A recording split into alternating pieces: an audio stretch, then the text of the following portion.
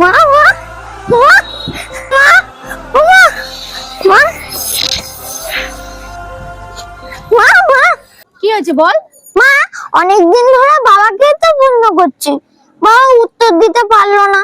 বন্ধুদের কাছে জিজ্ঞাসা করেছি, ঠিক কাউ উত্তর দিতে পারেনি। তাই ভাবলাম তোমাকে প্রশ্ন করি,